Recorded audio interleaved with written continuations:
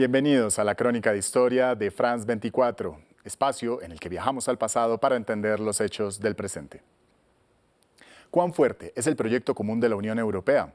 Una pregunta a portas de las elecciones del Parlamento del 23 al 26 de mayo. Y es que la cohesión del viejo continente, que comenzó a formarse terminada la Segunda Guerra Mundial, ahora se enfrenta al desafío nacionalista de los euroescépticos como Matteo Salvini en Italia, Marine Le Pen en Francia y Víctor Orbán en Hungría. La ganancia electoral en sus países ha puesto en evidencia que existe una oposición al multilateralismo, a las fronteras abiertas, a los libres mercados y a otras formas de cooperación. Como contrapeso, líderes como Emmanuel Macron, Angela Merkel y Donald Tusk siembran la idea que juntos, como una familia, es mejor. Así que viajemos en la historia de este bloque comunitario de naciones con nuestro invitado. Él es profesor de Relaciones Internacionales en la Universidad Europea de Valencia, en España. Profesor Mestre, gracias por estar con nosotros en France 24. Y mire, tras la devastación que dejó la Segunda Guerra Mundial, ¿quiénes comenzaron este proyecto de una Europa unida y cómo lo lograron?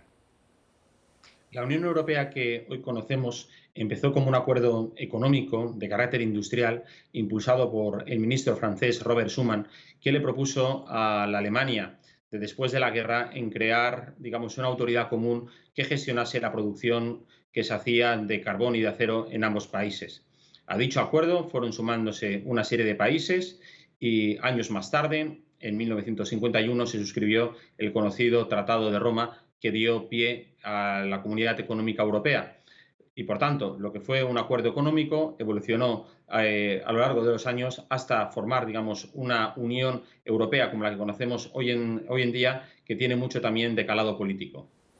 Una de las fechas importantes a revisar en la historia de la Unión Europea son: en 1989 cae el muro de Berlín, en 1991 se disuelve la Unión Soviética y años más tarde la UE le abre las puertas a países que antes eran comunistas. ¿Se zanjó finalmente esta división entre Europa del Este y Europa del Oeste? Evidentemente, cuando cayó el muro de Berlín y colapsó la Unión Soviética, todos los países de su órbita que habían formado parte de ese bloque oriental abrazaron, digamos, los ideales liberales, democráticos y de respeto a los derechos humanos que habían prevalecido en la parte occidental de Europa, y todos esos países fueron queriendo sumarse a la Unión, que la Comunidad Europea, que era en aquellos momentos lo que estaba predominando, y conforme fueron pasando los años se fueron integrando en la Unión Europea hasta llegar a los 28 estados que hoy en día la componen, porque todavía no ha habido salida del Reino Unido por la ocasión del Brexit. Fíjese usted que uno de los hitos históricos de la Unión Europea fue la instauración de la moneda común, el euro. Sin embargo, con la crisis económica mundial del año 2008, la eurozona quedó fuertemente afectada. ¿Cómo se vivió y cómo se superó esta crisis? La crisis financiera y económica de la primera década de este siglo ha sido la convulsión económica más importante desde prácticamente la Segunda Guerra Mundial, y en algunos países como el mío, España, la más importante desde la época de la Guerra Civil. La crisis económica y financiera hizo que algunos países tuvieran que ceder toda la gestión de sus economías a Bruselas. Estoy hablando de Portugal, de Irlanda, de Grecia, y poco a poco fueron recuperándose, y, digamos, el grueso de países salieron de ese pozo económico en el que habían estado inmersos. Sin embargo, hoy en día podemos decir que quedan todavía muchas familias, muchos individuos de la Unión Europea que siguen padeciendo las consecuencias que dejó dicha crisis económica. Ya en la historia reciente de la UE, con la ola creciente de nacionalismos en diferentes países de Europa, ¿cree usted que la idea de una Europa unida está en riesgo?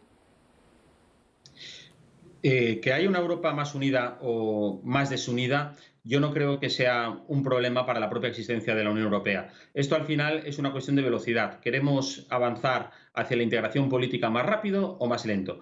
Hay una serie de partidos políticos que se presentan a las elecciones del próximo domingo, donde creen que los estados todavía tienen que poner sobre la mesa la defensa de sus intereses nacionales, mientras que hay otros partidos políticos que abogan por la cesión absoluta de la soberanía a la Unión Europea. Yo partidariamente, yo pienso personalmente bueno, pues que los países tienen que seguir defendiendo sus intereses pese que exista la Unión Europea. Pero bueno, eso es una decisión y un debate que surgirá o que se desarrollará a lo largo de los próximos años y donde los votantes, los europeos, tienen una decisión importante que tomar el próximo domingo. Profesor Mestre, muchísimas gracias por estar con nosotros en France 24. Y el futuro de Europa como una familia de países unidos todavía tiene muchos retos por delante. Aspectos como la inmigración, la soberanía de las naciones y las diferencias económicas al interior del bloque son inquietudes decisivas para los europeos en estas elecciones del 2019. A ustedes, gracias por acompañarme en este vuelo por la historia de la Unión Europea. Esta y otras historias las pueden consultar en nuestro sitio web france24.com.